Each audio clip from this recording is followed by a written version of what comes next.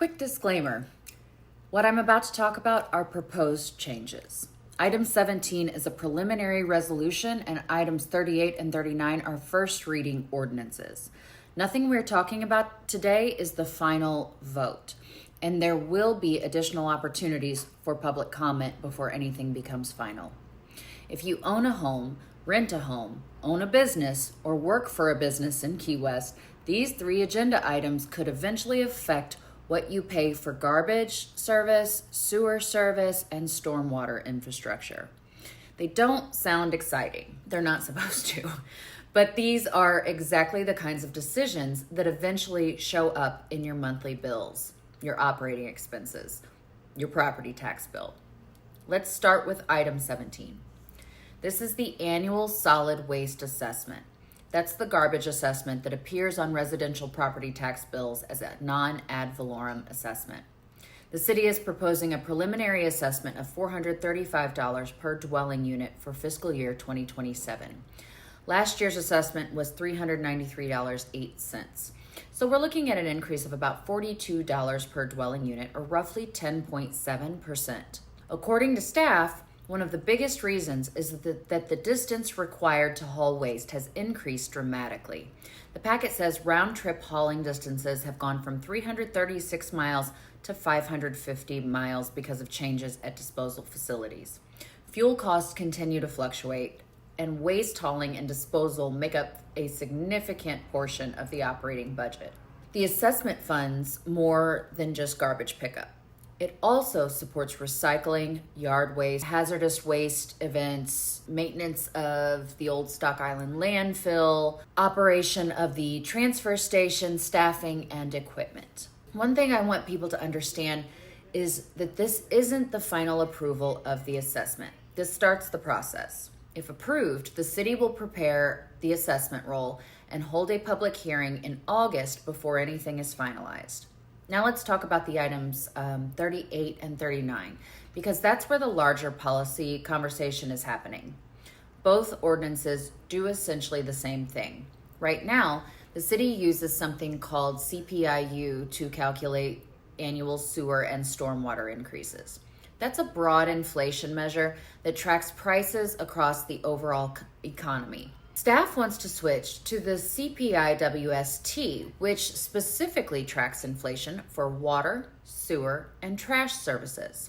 Their argument is that utility costs don't necessarily rise at the same rate as groceries, clothing, electronics, or other consumer goods. If the city is paying contractors and utility-related expenses that rise based on water, sewer, and trash inflation, then annual adjustments should be tied to that utility-specific index instead.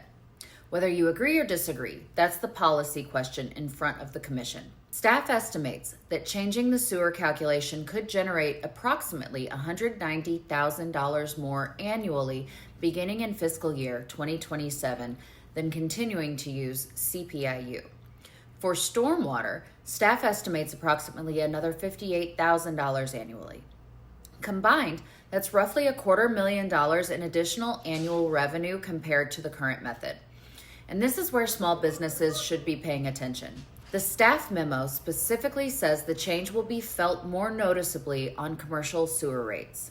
A lot of small businesses in Key West already operate on thin margins. Restaurants, retail stores, galleries, service businesses, marinas, tour operators. All of them are dealing with rising insurance costs, rising labor costs, rising rent, and rising utility costs. When people hear it's only 1.5%, that may not sound like much, but the utility increases rarely happen in isolation. Business owners aren't looking at one line item. They're looking at payroll, insurance, rent, utilities, licensing, taxes, maintenance, and everything else at the same time. That's why I think this deserves a thorough public discussion. At the same time, I want to come at this from a place of balance.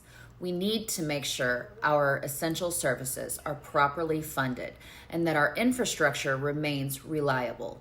Garbage collection, sewer systems, and stormwater management all cost money to operate and maintain, and those costs do change over time.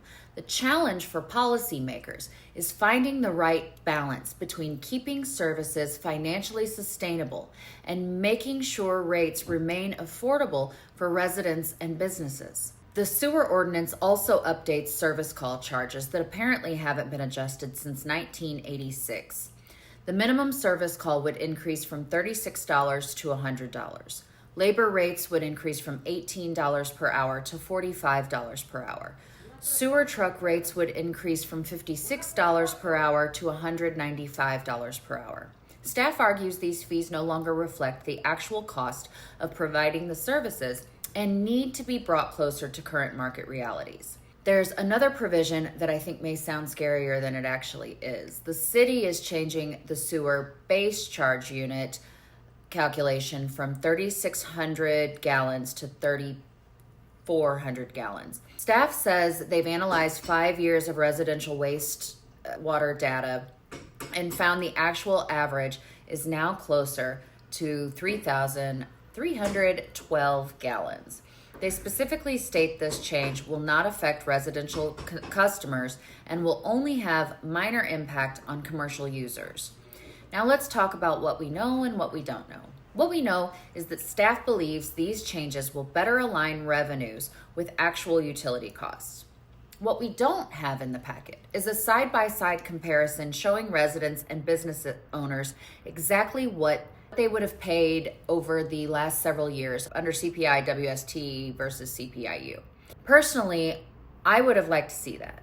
I would also like to see a more detailed breakdown of the solid waste increase. How much is hauling? How much is disposal? How much is labor? How much is equipment? How much is reserve funding? Not because I necessarily oppose the increase, because when you're asking residents and businesses to pay more, I think it's fair to show exactly where the money is going. If I were sitting on the commission, those would probably be my questions. Show us the historical comparison. Show us the long-term projections. Show us where the costs are increasing. Show us the reserve levels. Show us the math. The more transparent the process is, the easier it is for residents and business owners to decide whether they agree. If you'd like to be a part of the conversation, item 17 will be heard in the morning session beginning at 9 a.m. on June 4th. Items 38 and 39 are scheduled during the evening session beginning at 5 p.m. You can attend in person, submit public comment, or contact your commissioners directly. The more people understand what's happening, the better this city works. And that's the kind of leadership I believe in. And I'm not here to tell you what to think. I'm here to make sure you have what you need to be a part of the decision.